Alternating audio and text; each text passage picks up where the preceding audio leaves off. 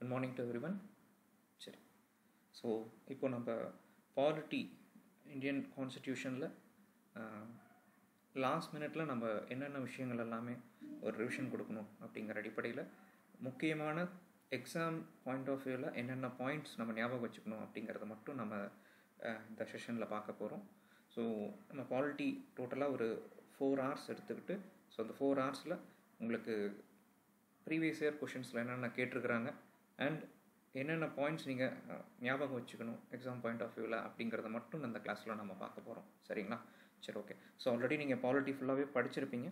So படிச்சிருக்க அடிப்படையில் இந்த கிளாஸில் என்னென்ன படிக்கணும் அப்படிங்கிறத பார்த்துக்கோங்க. சரியா? சரி, ஓகே. ஸோ முதல்ல நம்ம ஸ்டார்ட் பண்ண போகிறது historical background of Indian constitution. இந்திய அரசியலமைப்பின் வரலாற்று பின்னணி அப்படின்னு சொல்லுவோம் இல்லையா? ஸோ அந்த இந்திய அரசியலமைப்பின் வரலாற்று பின்னணி அப்படிங்கிறத விஷயத்தில் ப்ரீவியஸ் இயரில் நிறைய கொஷின்ஸ் கேட்டிருக்கிறாங்க. எந்தெந்த ஏரியா அப்படிங்கிறது மட்டும் நம்ம அந்த கிளாஸில் பார்க்கலாம். சரி, பாருங்கள். ஸோ இந்த வரலாற்று பின்னணி அப்படிங்கிறது போது பார்த்துக்கோங்க, நம்மளுக்கு இந்த 2 டைமில் நம்மளுக்கு பிரிட்டிஷ் கவர்மெண்ட்டு, அதாவது கம்பெனி ரூல் அப்படின்னு சொல்லுவாங்க. கம்பெனி ரூல் அப்படின்னா கம்பெனி ஆட்சி.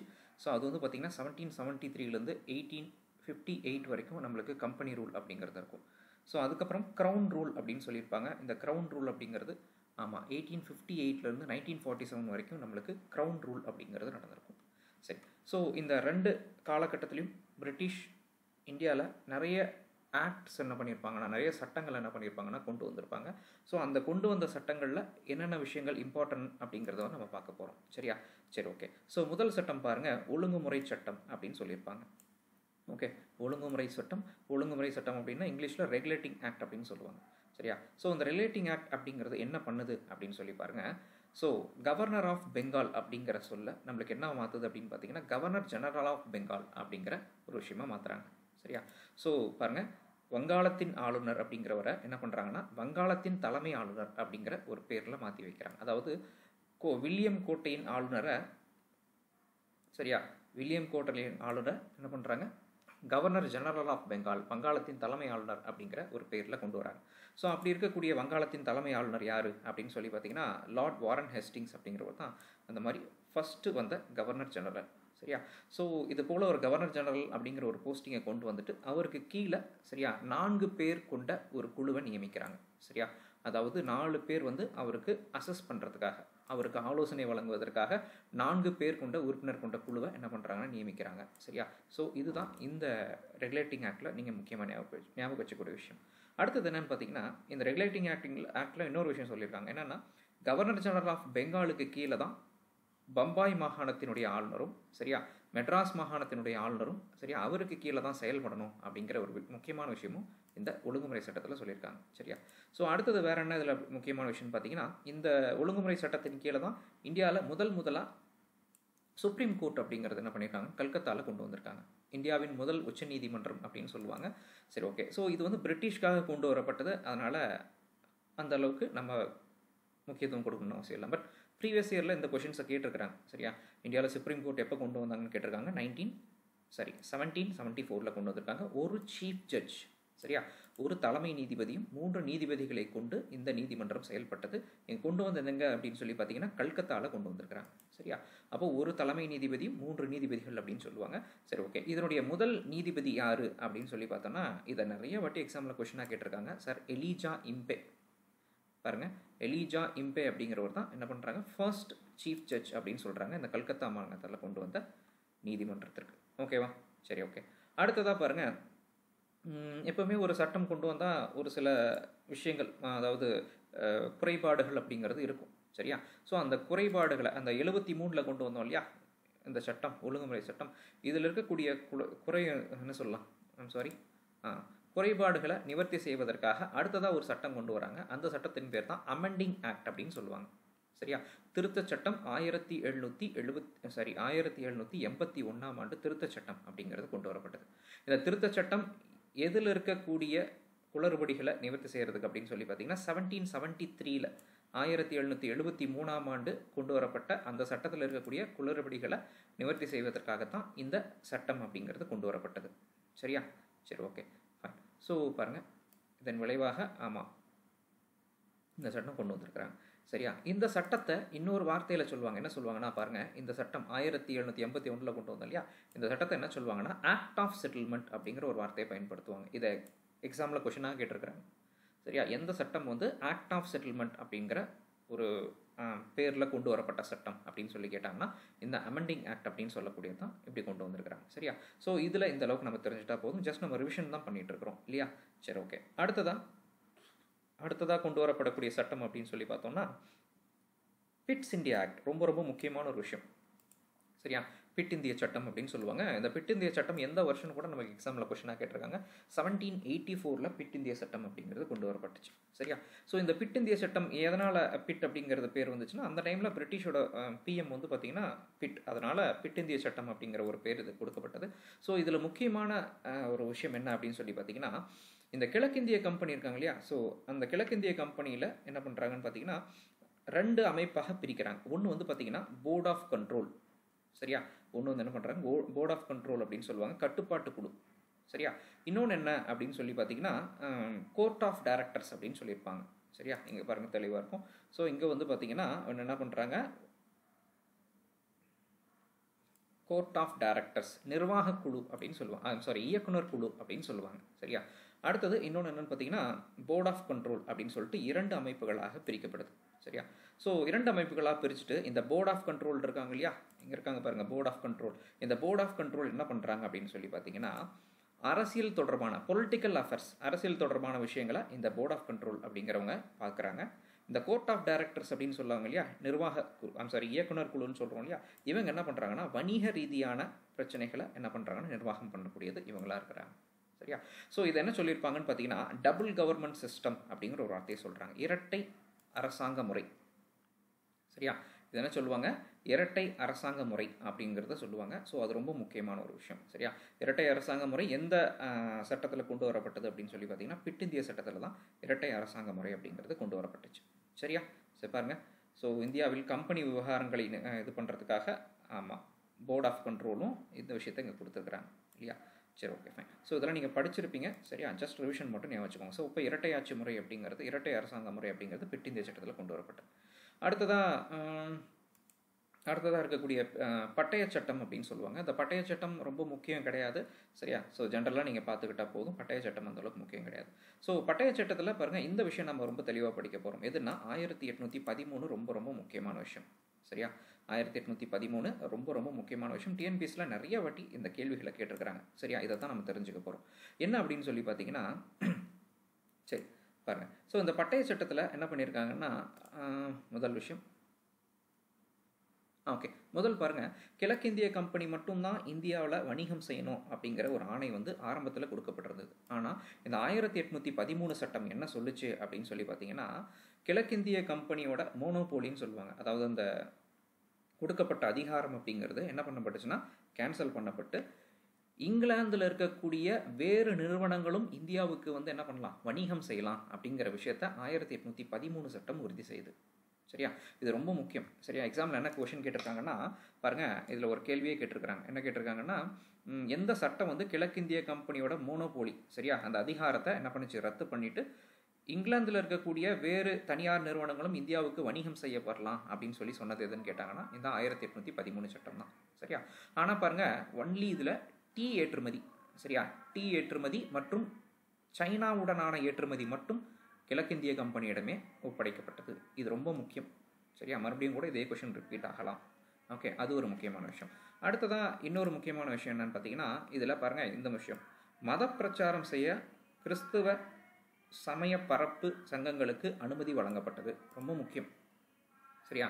எந்த சட்டத்தின் கீழே மதத்தை பரப்புவதற்காக கிறிஸ்துவ அமைப்புகளுக்கு இந்தியாவில் அனுமதி வழங்கப்பட்டதுன்னு கேட்டிருக்காங்க. 1813 சட்டம். சரியா? சரி, ஓகே. அது மட்டும் இல்லாமல் இந்த விஷயமும் ரொம்ப முக்கியம். இந்தியாவில் கல்வி இலக்கியம் அப்படிங்கிற விஷயத்த வளர்க்கணும் அப்படிங்கிற நோக்கத்தோட சரியா வருடத்திற்கு 1 லட்சம் ரூபாய் அப்படிங்கிறது ஒதுக்கீடு செய்யப்பட்டது அப்படின்னு சொல்லி கேட்டிருக்கிறாங்க. இதுவும் ரொம்ப ரொம்ப முக்கியமான விஷயம். சரியா? அதனால் பார்த்துக்கோங்க, வருடத்தில் 1 லட்சம் ரூபாய், வருடத்துக்கு ஒரு ஆண்டுக்கு 1 லட்சம் ரூபாய் அப்படிங்கிறது என்ன பண்ணணும், ஒதுக்கீடு செய்யணும் கல்வி இலக்கியம் அந்த விஷயங்களை வளர்ப்பதற்காக அப்படிங்கிறத பட்டய சட்டம் 813 அப்படிங்கிறது நம்மளுக்கு சொல்லுது. சரியா? சரி. ஸோ அடுத்த சட்டம் வந்து பார்த்தீங்கன்னா பட்டய சட்டம் 1833. சரியா? இந்த பட்டய சட்டம் 1833ல் 2 விஷயங்கள் நம்ம முக்கியமாக தெரிஞ்சுக்க போகிறோம். என்ன அப்படின்னு சொல்லி பார்த்தீங்கன்னா, முதல் விஷயம், இதுவரைக்கும் கவர்னர் ஜெனரல் ஆஃப் பெங்கால் அப்படிங்கிற ஒரு பதவி, அந்த கவர்னர் ஜெனரல் ஆஃப் பெங்கால் அப்படிங்கிற பதவி என்ன பண்ணியிருக்காங்கன்னா, கவர்னர் ஜெனரல் ஆஃப் இந்தியா அப்படிங்கிற ஒரு பெயர் மாற்றிருக்கிறாங்க. சரியா?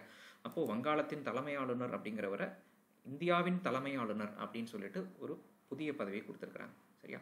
ஸோ அந்த இந்தியாவின் தலைமை ஆளுநர் அப்படிங்கிற பதவியை கொடுத்துட்டு சிவில் அண்ட் மிலிட்ரி பவர்ஸ், சரியா? ஸோ இது ரெண்டுமே அவர்கிட்ட கொடுக்கப்பட்டது. சரியா? ஸோ அப்போது இது வரைக்கும் என்ன பண்ணுறாங்க அப்படின்னு பார்த்தீங்கன்னா, ஸோ எல்லாருடைய அதிகாரத்தையும் டிப்ரைவ் பண்ணி அவர் கையில் கொடுத்துட்றாங்க. எடுத்துக்காட்டாக சொல்லணும்னா, கவர்னர் ஆஃப் பாம்பே, சரியா, பாம்பேவுடைய ஆளுநர், மெட்ராஸுடைய ஆளுநர், இவங்களுடைய சட்டம் இயற்றும் அதிகாரம் எல்லாமே இப்போ யார்கிட்ட போயிடுச்சு அப்படின்னு சொல்லி பார்த்தீங்கன்னா, கவர்னர் ஜெனரல் ஆஃப் இந்தியா அப்படிங்கிறவர்கிட்ட போயிடுச்சு. அப்போ அதிகாரம் அப்படிங்கிறது ஒரே இடத்துல குவிய ஆரம்பிச்சிச்சு. சரியா? ஸோ அவர் தான் யாருன்னு பார்த்தீங்கன்னா கவர்னர் ஜெனரல் ஆஃப் இந்தியா. அப்படி வந்து முதல் கவர்னர் ஜெனரல் ஆஃப் இந்தியா யாருன்னு பார்த்தோன்னா லார்ட் வில்லியம் பெனடிக்ட். ஸோ இது நம்மளுக்கு நல்லா தெரியும். ஸோ இதை கேட்பாங்க, எந்த சட்டம் வந்து பார்த்தீங்கன்னா வங்காளத்தின் தலைமை ஆளுநர் அப்படிங்கிற ஒரு போஸ்டிங்கை இந்தியாவின் தலைமை ஆளுநர் அப்படின்னு சொல்லி மாற்றினது அப்படின்னு சொல்லி கேட்பாங்க. ஸோ அது வந்து 1833. சரியா? சரி, ஓகே. ஸோ இதன் அடிப்படையில் ஓகே, இவருடைய பாம்பே மாகாணத்தின் ஆளுநர் மற்றும் மெட்ராஸ் மாகாணத்தினுடைய ஆளுநருடைய அதிகாரங்கள் எல்லாமே மத்தியில் கொண்டு போய் சேர்த்துச்சு. சரியா? அது மட்டும் இல்லாமல் இது ரொம்ப முக்கியமான விஷயம் என்ன அப்படின்னு சொல்லி பார்த்தீங்கன்னா, இந்த 1833 சட்டம் என்ன பண்ணுச்சுன்னா, ஓப்பன் சிவில் சர்வீஸ் காம்படிஷன், அதாவது குடிமையல் பணின்னு சொல்லுவோம் இல்லையா, அந்த ஐஏஎஸ் ஐபிஎஸ் எல்லாம் அந்த காலத்தில் ஐஏஎஸ் அப்படிங்கிற ஒரு போஸ்டிங் இருந்தது. ஸோ அந்த போஸ்டிங்ஸ்க்கு வந்து இந்தியர்களும் என்ன பண்ணலான்னு பார்த்தீங்கன்னா அந்த காம்படிஷனில் கலந்துக்கலாம் அப்படிங்கிற ஒரு முயற்சி அப்படிங்கிறது 1833 சட்டத்தில் தான் கொண்டு வரப்பட்டுச்சு. ஆனால் அந்த டைமில் இருந்த கோர்ட் ஆஃப் டைரக்டர்ஸ்ன்னு சொல்லக்கூடிய நிர்வாக குழு இருக்காங்க இல்லையா, அந்த நிர்வாக குழு என்ன பண்ணாங்கன்னா அப்போஸ் பண்ணாங்க. இந்தியர்களை என்ன பண்ணக்கூடாது, இது போல பணிகளுக்கு அமர்த்தக்கூடாது அப்படின்னு சொல்லிட்டு அப்போஸ் பண்ண காரணத்தினால இந்த முயற்சி அப்படிங்கிறது கைவிடப்பட்டது. எக்ஸாமில் கொஷின் கேட்டிருக்காங்க, எந்த பட்டய சட்டம் வந்து பார்த்தீங்கன்னா இந்தியர்களை கொண்டு வருவதற்கான ஒரு முயற்சி நடைபெற்றது. சரியா? இந்த குடிமையல் பணிகளில் இந்தியர்களை சேர்ப்பதற்கான ஒரு முயற்சி நடைபெற்றது அப்படின்னு கேட்டாங்கன்னா 1833 பட்டய சட்டம். சரியா? சரி, ஓகே. அதே தான் இங்கேயும் சொல்லியிருந்திருப்பாங்க, தமிழில் அப்படி தான் இருக்குது. சரியா? அடுத்ததான் பட்டய சட்டம் 1853 அப்படின்னு சொல்லி சொல்கிறாங்க. சரியா? சரி, ஓகே. ஸோ இந்த 1853வது பட்டய சட்டத்தில் ஒரு முக்கியமான விஷயம் சொல்லியிருக்காங்க பாருங்கள், கம்பெனி ஆட்சி நீட்டிப்பு எவ்விதமான கால நிர்ணயமில் செய்யப்படாமல் நீட்டிப்பு செய்யப்பட்டது அப்படின்னு சொல்லியிருக்காங்க. சரியா? அது ஒரு முக்கியமான விஷயம் பாருங்கள் 1853வது சட்டத்தில். ஓகே. ஸோ இந்த 1853வது சட்டத்தில் இன்னொரு முக்கியமான விஷயம் என்ன அப்படின்னு சொல்லி பார்த்தீங்கன்னா, ஃபர்ஸ்ட் டைம் என்ன பண்ணுறாங்கன்னா legislative and executive functions of governor அப்படின்னா என்ன தெரியுமா அர்த்தம்? ஒன்று சட்டம் இயற்றும் அதிகாரம், இன்னொன்று வந்து நிர்வாகம் செய்யும் அதிகாரம் அப்படிங்கிறது முதலாக இரண்டாக பிரிக்கப்பட்டது. சரியா? இது எக்ஸாம்பிள் கொஷினாகவே கேட்பாங்க. சரியா? கவர்னர் ஜெனரலுடைய கவுன்சில், அதாவது அவங்களுடைய ஃபங்க்ஷன்ஸை எக்ஸிக்யூட்டிவ் அண்ட் லெஜிஸ்லேட்டிவ், அதாவது நிர்வாகம் மற்றும் சட்டம் இயற்றுதல் அப்படிங்கிற எப்போ பிரித்தாங்க அப்படின்னு சொல்லி கேட்டாங்கன்னா 1853வது சட்டத்தின் கீழே என்ன பண்ணுறாங்கன்னா பிரிக்கிறாங்க. சரியா? ஸோ இப்போ 1853வது சட்டத்தின் கீழே இந்த விஷயத்தை கொண்டு வந்திருக்காங்க. இது ஒரு முக்கியமான விஷயம். அடுத்ததாக பார்த்தீங்கன்னா, இந்த கவர்னர் ஜெனரலுக்கு கீழே ஒரு லெஜிஸ்லேட்டிவ், அதாவது சட்டம் இயற்றக்கூடிய ஒரு அமைப்பு இருக்குது. அதை என்ன சொல்லியிருக்காங்கன்னா இந்தியன் லெஜிஸ்லேட்டிவ் கவுன்சில் அப்படிங்கிற ஒரு வார்த்தையை சொல்லியிருக்கிறாங்க. சரியா? ஸோ அப்போ கவர்னர் ஜெனரலுக்கு கீழே இந்தியன் லெஜிஸ்லேட்டிவ் கவுன்சில் அப்படிங்கிற ஒரு அமைப்பு செயல்படும் அப்படிங்கிறத சொல்லியிருக்காங்க. ஸோ இது வந்து ஒரு சிறிய பாராளுமன்றம் போல நம்மளுக்கு செயல்படக்கூடியது அப்படிங்கிற ஒரு வார்த்தையும் சொல்லியிருக்காங்க. சரியா? இது 1853வது சட்டத்தின் கீழே கொண்டு வரப்பட்ட முக்கியமான விஷயம். அடுத்தது பாருங்கள், இந்த இடத்துல 2வது பாயிண்டில் சொல்லியிருக்காங்க. என்ன சொல்லியிருக்காங்கன்னா மெக்காலே கமிட்டி. சரியா? இதை கூட எக்ஸாமில் நிறைய வாட்டி கேட்டிருக்காங்க.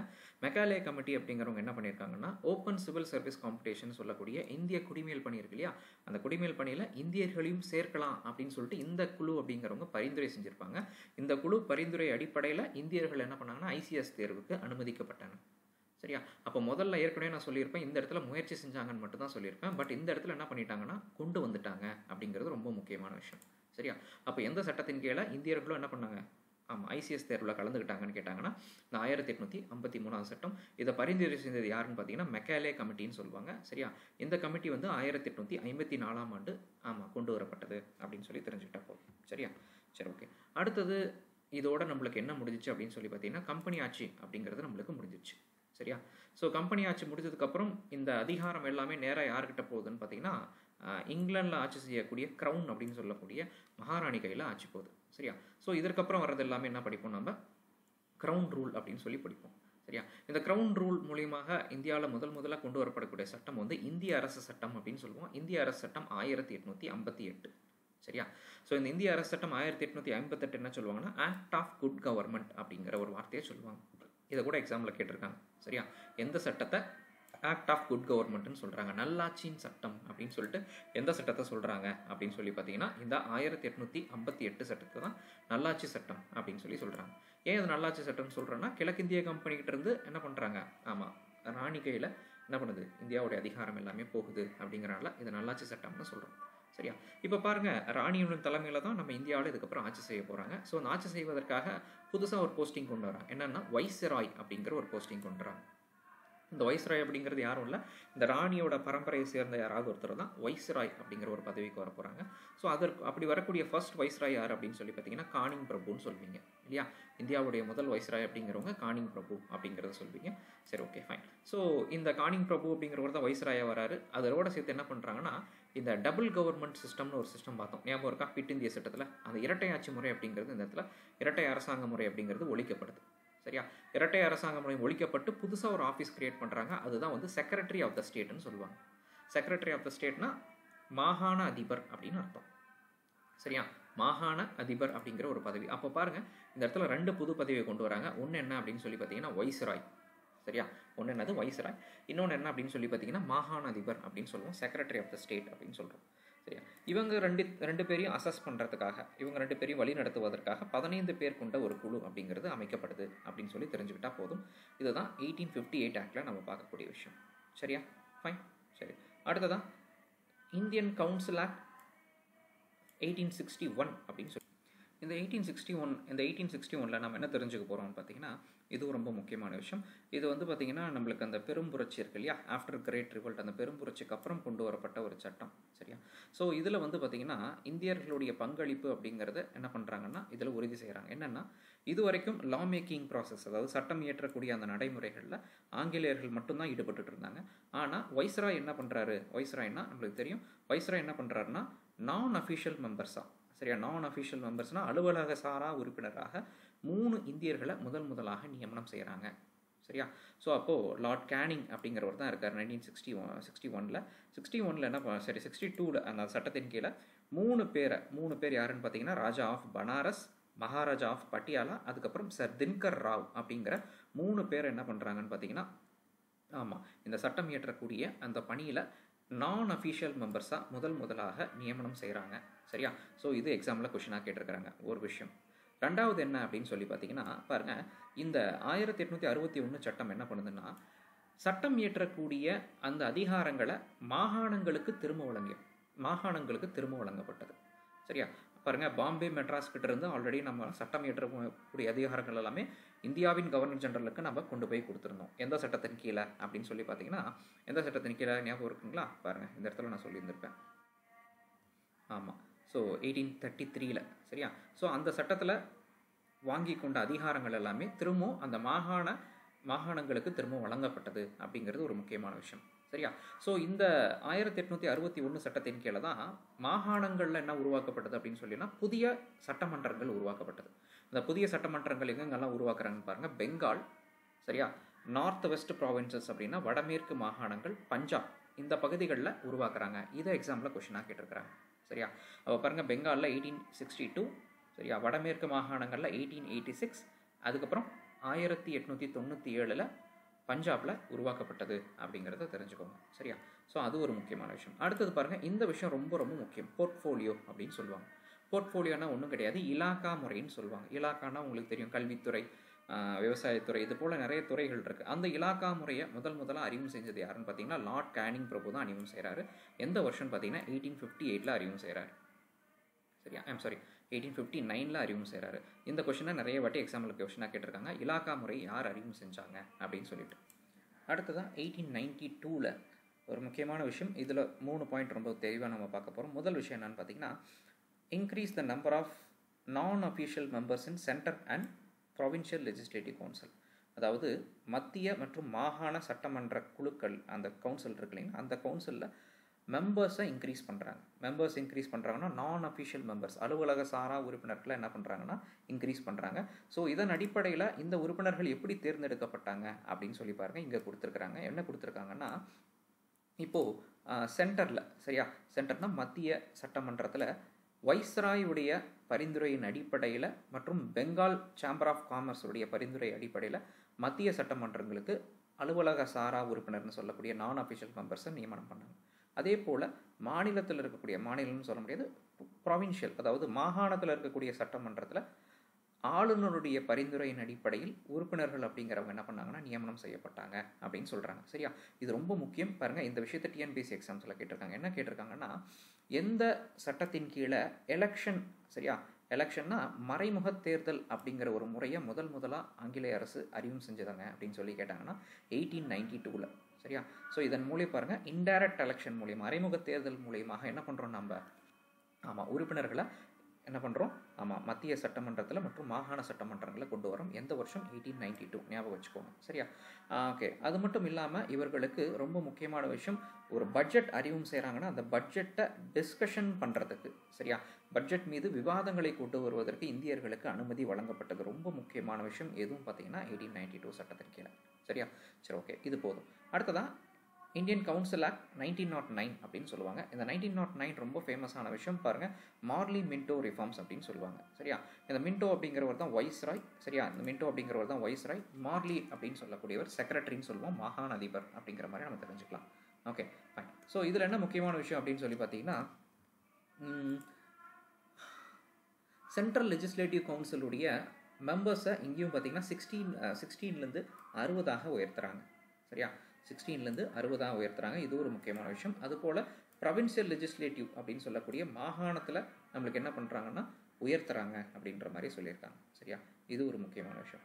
இது வரைக்கும் பட்ஜெட் மீது டிஸ்கஷன் சொல்லக்கூடிய விவாதங்கள் பண்ணுறதுக்கு மட்டும்தான் 1892 நம்மளுக்கு அதிகாரம் வழங்கப்பட்டது. ஆனால் அந்த 1909 சட்டத்தில் என்ன பண்ணியிருக்காங்கன்னு பாருங்கள், இன்னும் கொஞ்சம் அதிகாரத்தை கூட்டியிருக்காங்க. என்ன அப்படின்னு சொல்லி பார்த்தீங்கன்னா, சப்ளிமெண்ட்ரி கொஷின்ஸ் கேட்கறதுக்கு, சப்ளிமெண்ட்ரி கொஷின் தான் துணை கேள்விகள் கேட்பதற்கு, தீர்மானங்களை கொண்டு வருவதற்கு, பட்ஜெட் மீதான தீர்மானங்களை கொண்டு வருவதற்கெல்லாம் இந்த 1909 அப்படிங்கிற சட்டம் என்ன பண்ணுச்சுன்னு பார்த்தீங்கன்னா நம்மளுக்கு வழிவகுத்திருக்கு. ரொம்ப ரொம்ப முக்கியமான விஷயம். அடுத்தது டிஎன்பிஎஸ்சியில் ரெகுலராகவே கேட்கக்கூடிய கொஷின் என்ன அப்படின்னு சொல்லி பார்த்தீங்கன்னா, இந்த கேள்வி என்ன அப்படின்னு சொல்லி பார்த்தீங்கன்னா, சத்யேந்திர பிரசாத் சின்ஹா இவர் தான் வைஸ்ராய் எக்ஸிக்யூட்டிவ் கவுன்சிலுடைய என்ன சொல்லுவாங்க, ஃபஸ்ட்டு வைஸ்ராய் கவுன்சிலில் இடம்பெற்ற முதல் நபர் அப்படின்னு சொல்லுவாங்க. சரியா, இது ஒரு முக்கியமான விஷயம், அதனால் நோட் பண்ணிக்கோங்க. என்னவா ஜாயின் பண்ணுறாருன்னா சட்ட ஆலோசகர் அப்படின்னு சொல்லக்கூடிய லா மெம்பராக நம்மளுக்கு ஜாயின் பண்ணுறாரு. ஓகேவா, சரி, ஓகே. ஸோ அது ஒரு முக்கியமான விஷயம். வேறு என்ன தெரிஞ்சுக்கலாம் அடுத்தது? Okay, fine. இது பாருங்கள், இதுவும் ரொம்ப ரொம்ப ரொம்ப முக்கியமான விஷயம். என்ன அப்படின்னு சொல்லி பார்த்தீங்கன்னா, முஸ்லீம்களுக்கு தனி இடஒதுக்கீடு, செப்பரேட் எலக்டரேட் அப்படின்னு சொல்லியிருக்காங்க. சரியா, முஸ்லீம்களுக்கு தனி இடஒதுக்கீடு வழங்கினது முதல்ல 1809 சட்டம். சரியா, இந்த மின்டோ மார்லி ரிஃபார்ம்ஸ் தான் என்ன பண்ணுச்சுன்னு பார்த்தீங்கன்னா, என்ன பண்ணுச்சு, முஸ்லீம்களுக்கு தனி இடஒதுக்கீடு அப்படிங்கிறது வழங்குச்சு. சரியா, பாருங்கள். ஸோ அதனால தான் நம்ம மின்டோ என்ன சொல்கிறோன்னு பார்த்தீங்கன்னா, ஃபாதர் ஆஃப் கம்யூனல் எலக்டோரேட் அப்படிங்கிற ஒரு வார்த்தையை சொல்கிறோம். அதாவது இடஒதுக்கீட்டின் தந்தை என்று கேட்டாங்கன்னா அது பார்த்தீங்கன்னா யார்? மின்டோ அவர்களை தான் நம்ம சொல்ல போகிறோம். சரியா, சரி, ஓகே. அடுத்ததாக பாருங்கள், கவர்மெண்ட் ஆஃப் இந்தியா ஆக்ட் அப்படின்னு சொல்லுவாங்க. கவர்மெண்ட் ஆஃப் இந்தியா ஆக்ட் 1919, இந்திய அரசு சட்டம் 1919 அப்படின்னு சொல்லுவாங்க. பட் இந்த சட்டம் நடைமுறைப்படுத்தப்பட்டது 21 தான் நடைமுறைப்படுத்தப்பட்டிருக்கு. ரொம்ப ரொம்ப முக்கியம், இதே கூட எக்ஸாமில் கேட்டிருக்கிறாங்க. இந்த சட்டத்துக்கு இன்னொரு பேர் இருக்குது, மாண்டகு செம்ஸ்ஃபோர்ட் ரிஃபார்ம்னு சொல்லுவோம். மாண்டகு செம்ஸ்ஃபோர்ட் சீர்திருத்தம் அப்படின்னு சொல்லப்படும். மாண்டகுன்னா அவர் தான் மாகாண அதிபர், செம்ஸ்ஃபோர்ட் அப்படின்னு சொல்லக்கூடியவர் தான் வைஸ்ராய். சரியா, ஸோ இது கூட நம்மளுக்கு கேட்கறதுக்கு வாய்ப்பு இருக்குது, அதனால் பார்த்துக்கிடுங்க. சரியா, ஸோ இந்த 1909 சட்டம் என்ன சொல்லுது அப்படின்னு சொல்லி பார்த்தீங்கன்னா பாருங்கள். ஸோ இதில் ஃபர்ஸ்ட் பாயிண்ட் ரொம்ப ரொம்ப முக்கியமான விஷயம் பாருங்கள். ஃபர்ஸ்ட் என்ன பண்ணியிருக்காங்கன்னா, அந்த 1909 சட்டத்தின் கீழே central subject and provincial subject, அதாவது மத்திய பட்டியல், மாகாண பட்டியல் அப்படின்னு சொல்லிட்டு அதிகாரங்களை 2ஆக பிரிச்சிருக்கிறாங்க. ரொம்ப ரொம்ப முக்கியமான விஷயம். சரியா, பொதுப்பட்டியல் அந்த இடத்துல கொண்டு வரல, நல்லா புரிஞ்சுக்கோங்க. 1919 ஒன்லி என்ன பண்ணியிருக்காங்க, மத்திய பட்டியல் மற்றும் மாகாண பட்டியல் அப்படின்னு சொல்லிட்டு நம்மளுக்கு பிரிச்சிருக்கிறாங்க. அதை மட்டும் சொல்லியிருக்கிறாங்க. சரியா, ஸோ அதை பிரித்து அடுத்ததான் என்ன பண்ணியிருக்காங்க அப்படின்னு சொல்லி பாருங்க, மாகாணங்களில் அதிகாரங்கள் மேலும் 2 வகையாக பிரிக்கப்பட்டிருக்கு. சரியா, மாகாணங்களில் அதிகாரம் மேலும் 2 வகையாக பிரிக்கப்பட்டிருக்கு. அது ஒன்று என்ன அப்படின்னு சொல்லி பார்த்தீங்கன்னா, ஒன்று டிரான்ஸ்ஃபர்டு சப்ஜெக்ட். சரியா, இன்னொன்று ரிசர்வ்டு சப்ஜெக்ட் அப்படின்னு சொல்லியிருப்பாங்க. டிரான்ஸ்ஃபர்டு சப்ஜெக்ட்னா என்ன தெரியுமா அர்த்தம்? மாற்றப்பட்ட இலாக்காக்கள் அப்படின்னு சொல்லுவாங்க. ரிசர்வ்டு சப்ஜெக்ட் அப்படின்னு சொல்ல போனால் ஒதுக்கீடு செய்யப்பட்ட இலாக்காக்கள். சரியா? ஸோ இதை தான் என்ன சொல்லியிருப்பாங்கன்னா டயார்கி அப்படிங்கிற ஒரு வார்த்தையில் சொல்லியிருப்பாங்க. ரொம்ப ரொம்ப ரொம்ப முக்கியமான விஷயம். டயார்கி அப்படிங்கிற சொல் எந்த சட்டத்தின் கீழே கொண்டு வரப்பட்டுச்சு அப்படிங்கிறத கேட்டிருக்கிறாங்க நம்மளுக்கு. சரியா? டயார்கி அப்படிங்கிறது எந்த சட்டத்தின் கீழே கொண்டு வராங்க? ஆமாம், இந்த விஷயத்தை கீழே தான் கொண்டு வந்திருக்கிறாங்க. ரொம்ப ரொம்ப முக்கியம். டயார்கின்னா இரட்டை ஆட்சி முறைன்னு அர்த்தம். ஸோ இதில் என்ன சார் பிரச்சனை அப்படின்னு சொல்லி பார்த்தீங்கன்னா, இந்த டிரான்ஸ்போர்ட் சப்ஜெக்ட் அப்படிங்கிறது எல்லாமே இந்திய அமைச்சர்களுக்கு வழங்கப்பட்ட ஒரு அதிகாரம். சரியா? இந்திய அமைச்சர்களுக்கு கீழே கல்வி, விவசாயம் இது போல இலாக்காக்கள் என்ன பண்ணிட்டாங்கன்னா இவங்களுக்கு கொடுத்துட்டாங்க. ரிசர்வ்டு சப்ஜெக்ட் அப்படின்னு சொல்ல போகும்போது ஒதுக்கீடு செய்யப்பட்ட இலாக்காக்கள் எல்லாமே பிரிட்டிஷ் அமைச்சர்களுக்கு கொடுக்கப்பட்ட. சரியா? இதை எதிர்த்து என்ன பண்ணாங்க அப்படின்னு சொல்லி பார்த்தீங்கன்னா, அந்த டைமில் காங்கிரஸ் அப்படிங்கிறவங்க என்ன பண்ணல, ஆமாம், எலெக்ஷனில் கலந்து கொள்ளாமல் போனாங்க. சரியா? இதெல்லாம் நீங்கள் படிச்சிருப்பீங்க. சரி, ஓகே. ஸோ இந்த விஷயம் அப்படிங்கிறது ரொம்ப ரொம்ப முக்கியம். டயார்கி அப்படிங்கிறத கொண்டு வராங்க. அடுத்தது பாருங்கள், இதுவும் ரொம்ப ரொம்ப முக்கியம். என்ன அப்படின்னு சொல்லி பார்த்தீங்கன்னா, பைகேமரல் லெஜிஸ்லேச்சர் அப்படிங்கிற ஒரு சொல் இந்த இடத்துல கொண்டு வராங்க. பைகேமரல் லெஜிஸ்லேச்சர் அப்படின்னு சொல்ல போனால் ஈரவை கொண்ட, ஆமாம், ஈரவை கொண்ட பாராளுமன்றம். சரியா? ஈரவை கொண்ட சட்டமன்றம் அப்படிங்கிற ஒரு முறையை கொண்டு வராங்க. பாருங்கள், ஒன்று வந்து அப்பர் ஹவுஸ், சரியா, மேலவை, இன்னொன்று வந்து கீழவை. இதையும் எக்ஸாம்பிள் கொஸ்டினாக கேட்டிருக்காங்க. மேலவை கீழவை அப்படிங்கிற முறை எந்த சட்டத்தின் கீழே கொண்டு வரப்பட்டுச்சுன்னு கேட்டிருக்காங்க. ஸோ இந்த 1919 சட்டத்தின் கீழே தான். இதுதான் பின்னாடி வந்து லோக்சபா ராஜ்யசபா அப்படின்னு சொல்லி மாறும். சரியா? சரி, ஓகே. வேறு என்ன பண்ணியிருக்காங்க அப்படின்னு சொல்லி பார்த்தீங்கன்னா, இதில் தான் வந்து சீக்கியர்களுக்கு, இந்தியன் கிறிஸ்டியன், ஆங்கிலோ இந்தியர் மற்றும் யூரோப்பியர்களுக்கு இடஒதுக்கீடு அப்படிங்கிறது வழங்கப்பட்டது. ஆல்ரெடி முஸ்லீம்ஸ் தான் ஃபஸ்ட்டு இடஒதுக்கீடு கொடுத்தோம். அதுக்கப்புறம் தான் இங்கே கிடச்சிருக்கு நம்மளுக்கு. ஓகே. அடுத்தது பாருங்கள், இது ரொம்ப முக்கியம். 8வது பாயிண்ட் என்னன்னு பார்த்தீங்கன்னா, 1926ஆம் ஆண்டு, சரியா, சிவில் சர்வன்ஸ் அப்படின்னு சொல்லக்கூடிய அந்த குடிமையல் பணி, அரசு பணிகள் இருக்காங்க இல்லையா, ஸோ அதில் சேர்றவங்கள ஓகே தேர்ந்தெடுப்பதற்காக பப்ளிக் சர்வீஸ் கமிஷன் அப்படின்னு சொல்லக்கூடிய மத்திய பொதுப்பணித்துறை ஆணையம் அப்படிங்கிற ஒரு விஷயத்தை என்ன பண்ணியிருக்காங்க, இந்த இடத்துல கொண்டு வந்திருக்காங்க. சரியா? ஸோ இது ரொம்ப ரொம்ப முக்கியமான விஷயம். Okay, fine. அடுத்ததாக வந்து பார்த்தீங்கன்னா வேறு என்ன சொல்லலாம் இதில்? போதும். ஸோ சரி, ஓகே. இந்த 1919 இது தெரிஞ்சுக்கிட்டா நம்ம மனப்பாடம் வச்சுக்கிட்டா போதும். அடுத்ததாக நம்ம லாஸ்ட்டாக நம்ம பார்க்கக்கூடியது என்னென்னு பார்த்தீங்கன்னா, கவர்மெண்ட் ஆஃப் இந்தியா ஆக்ட் 1935. சரியா? இந்த கவர்மெண்ட் ஆஃப் இந்தியா ஆக்ட் 1935 ரொம்ப ரொம்ப முக்கியம். நம்மளுடைய இந்திய அரசியலமைப்பில் பெரும்பாலான பகுதி வந்து பார்த்திங்கன்னா கவர்மெண்ட் ஆஃப் இந்தியா ஆக்ட் 1935 தான் நம்ம எடுத்துருக்கிறோம். சரியா? ஸோ இதில் பார்த்தீங்கன்னா நம்மளுக்கு பாருங்கள், இதை கொஷினாகவே கேட்டிருக்காங்க. என்ன கேட்டிருக்காங்கன்னா, ஒரு ப்ரீஆம்பிள், சரியா, ஒரு ப்ரீஆம்பிள்னா ஒரு முகவுரை 10 அட்டவணை, சரியா, 321 செக்ஷன்ஸ், சரியா, தொகுதிகளை கொண்டு இந்த இந்திய அரசு சட்டம் 1935 வெளியிடப்பட்டுச்சு. இது எக்ஸாம்பிள் கொஸ்டினாக கேட்டிருக்கிறாங்க. சரியா? ஒரு முகவரை 10 அட்டவணை 321 செக்ஷன்ஸை கொண்டு இந்த அரசியலமைப்பு இந்த ஆக்ட் அப்படிங்கிறது வெளியிடப்பட்டிருக்கு அப்படிங்கிற மாதிரி சொல்லியிருக்காங்க. ஸோ இது ரொம்ப முக்கியமான விஷயம். இதில் என்ன ரொம்ப ஃபர்ஸ்ட் விஷயம் ரொம்ப முக்கியம்னு பார்த்தீங்கன்னா, இந்த இடத்துல தான் என்ன பண்ணுறாங்கன்னா, முதலாக மத்திய பட்டியல், சரியா, ஃபெடரல் லிஸ்ட்னு சொல்லக்கூடிய மத்திய பட்டியல், மாகாண பட்டியல், சரியா, அதுக்கப்புறம் பொதுப்பட்டியல் அப்படிங்கிற இந்த 3 முறை அப்படிங்கிறது, இந்த அதிகாரங்களை 3ஆக பிரித்தது வந்து பார்த்திங்கன்னா இந்த சட்டத்தின் கீழே தான். சரியா? இந்த சட்டம் 1935 அப்படிங்கிற சட்டம் தான். சரியா? அதிகார பங்கீடு அப்படிங்கிற விஷயத்தை பற்றி ரொம்ப தெளிவாக சொல்லியிருக்கு. சரியா? அப்போ மத்திய பட்டியல், மாநில பட்டியல், பொதுப்பட்டியல் அப்படிங்கிற ஒரு விஷயத்த சொல்லியிருக்கிறாங்க. ஸோ அது மட்டும் இல்லாமல் மாகாணத்தில் அங்கே பாருங்கள், நம்ம ஆல்ரெடி நம்ம பார்த்தோம், டயார்கி அப்படின்னு சொல்லக்கூடிய இரட்டை ஆட்சி முறை மாகாணங்களில் கொண்டு வந்திருக்காங்கன்னு நம்ம பார்த்தோம். அப்போ அந்த மாகாணத்தில் இருக்கக்கூடிய இரட்டை ஆட்சி முறை அப்படிங்கிறது இந்த சட்டத்தின் கீழே என்ன பண்ணப்பட்டுச்சுன்னா ஒழிக்கப்பட்டது. சரியா? அப்போ மாகாணத்தில் இரட்டையாட்சி முறை ஒழிக்கப்பட்டு என்ன கொண்டு வந்தாங்க அப்படின்றத கேட்பாங்க. அப்படி கேட்டாங்கன்னா ப்ரொவின்ஷியல் அட்டானமி அப்படிங்கிற விஷயத்த மாகாணத்தில் கொண்டு வராங்க. ப்ரொவின்ஷியல் அட்டானமி அப்படின்னா ஒன்றும் கிடையாது, மாகாண சுயாட்சி அப்படின்னு அர்த்தம். சரியா? இதுவும் நம்மளுக்கு எக்ஸாமில் கொஷினாக கேட்டிருக்காங்க. கட்டாயம் நீங்கள் படித்து வச்சுக்கணும். சரியா? சரி, ஓகே, ஃபைன். ஸோ அடுத்தது வேற என்ன நம்ம சொல்லலாம், வேற என்ன இருக்குது அப்படின்னு சொல்லி பார்த்தீங்கன்னா,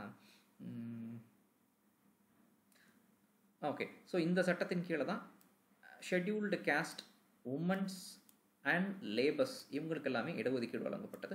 1935 சட்டத்தின் கீழே தான். சரியா?